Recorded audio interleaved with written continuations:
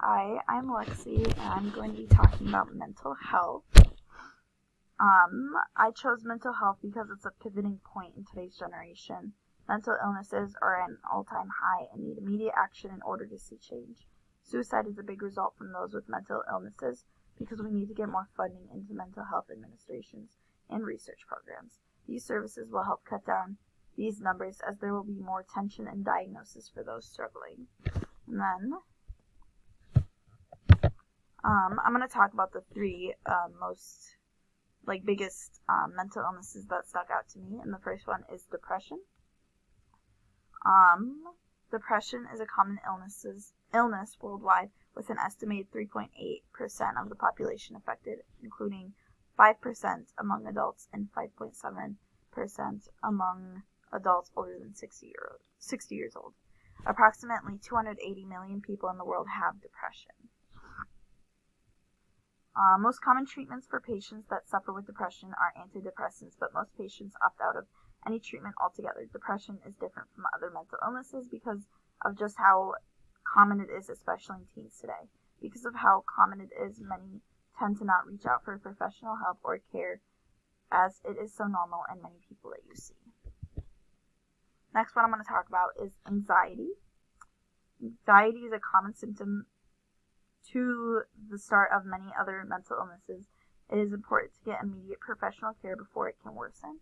Anxiety disorders are the most common mental illness in the U.S., affecting 40 million adults in the United States age 18 and older, or 18.1% of the population every year. Anxiety disorders are highly treatable, yet only 36.9% of those suffering receive treatment.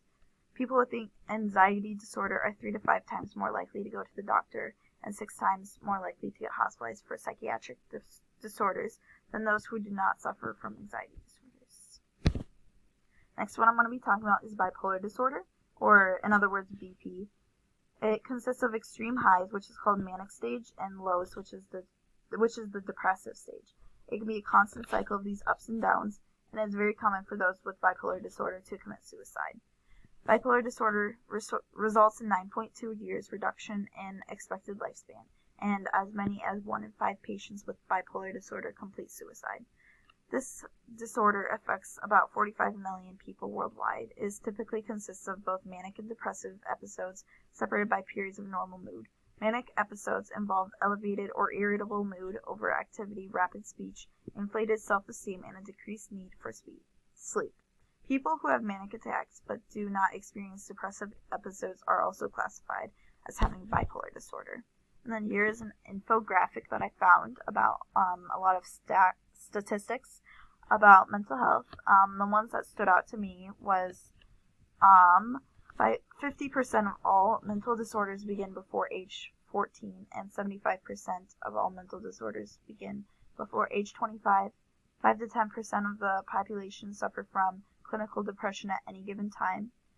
The spending on mental health per person per year is $1.63 globally, and then 1 in 5 people with the bipolar disorder die by suicide, and 1 in 10 people with schizophrenia die by suicide, and depression affects 1 in 5 older people living in the community and 2 in 5 living in care homes. Next I'm going to talk about the difference between mental illness in men's versus women. Mental health in society today is often overlooked and undercared for. It has been getting better recently, but there's only been change for women's mental health, but not men's.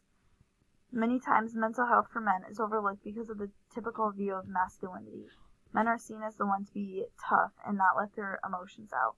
This is because of the old-fashioned look of men having to be seen as the head of the house and the one bringing in the money. It creates an unrealistic standard for men because many men have trouble opening up and seeking help when they need it.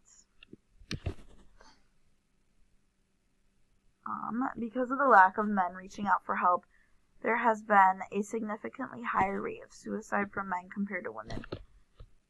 Men account for the vast majority of completed suicides across the world. In Europe, men account for around 80% of completed suicides, while in America, men account for about 75% of completed suicides. There could be many reasons for these statistics. One could be because of the view on masculinity for men. having to not show how they truly feel, which makes them unlikely to reach out for help in rough times. This makes it seem like it is the only solution from mental illness disorders is suicide then. Society has a typical view of how a man needs to act, and where if they could be different or stand outside of this view, it leads to a feeling of isolation from everyone. A main example of this has happened often in society is completed suicide cases of men that identify as gay or bisexual, many of which never open up to the public of their sexuality. People in the LGBTQ community experience a lot of harassment and homophobic comments. It is a lot more common with men than women, as they come out more as a feminine side of them when they identify as being gay. This goes against the cultural and social norm of a man, where peers that disagree with their decisions lead to violence and harassment towards them sometimes. This is a very dangerous issue going on today, and it leads to a long-term damage on their mental health and can drive someone to suicide. Next I'm going to talk about is the age group. There is a number of reasons why there could be such a high rate of suicides and mental disorders in teens and in the elderlies. The rate of teen suicide has increased over the last decade.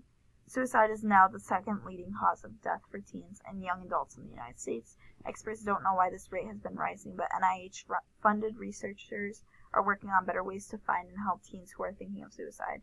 In the older groups, suicide is even more of a male problem. After retirement, the suicide skyrockets for men, but not for women. Between the ages of 65 to 74, the rate is 6.3 times higher for male. Between the ages of 75 to 84, the suicide rate is 7 times higher, and for those over 85, is nearly 18 times higher for men than it is for women. For teens, there's a number of reasons there could be so many high rates of suicide and mental disorders among this age. As a teenager in high school, there's a lot of weight and stress on your shoulders for what your future will hold. This pressure is put by your parents, teachers, peers, and more. With your brain in such a young development, it can be hard for teens to process all the extra stress put on them. Along with these factors, there's also harder classes and more social pressure in finding yourself and your friends. This time is important, as you are going to be going into college for many. Many adults put the pressure of you to have everything figured out before you go into college, where this can lead to an overwhelming sensation of stress and self-hatred. All this new stress put onto them can be hard to process emotions and deal with how they are feeling effectively and healthy. As the social norms of masculinity looks down upon men reaching out in stress, it can lead to doing self-harm and taking it further and committing suicide. Although many women do experience the same emotions men do, it is typically easier to help and talk to friends that feel the same. This is because women are better with sharing experience and emotions statistically and not feeling as alone and isolated in their thoughts, therefore. As men get out of the work and into retirement, it feels though they have lost their purpose and identity. The social norms with men is to care after your family by making all the men and money and working. This growing up your whole life thinking this can take a big hit on men going into retirement, making them feel like there's no purpose for them and being alive anymore. All of this can be in women too, but it's just more realistic in men. So overall, mental health is a big contributor to everyone today, but there needs to be more focus on the male brain, in my opinion, and why there is many completed suicides compared to women. Societal view on masculinity is to never show your weakness and stay big and tough. For men, it is constant battle between each other and more competitive atmosphere for the winning prize.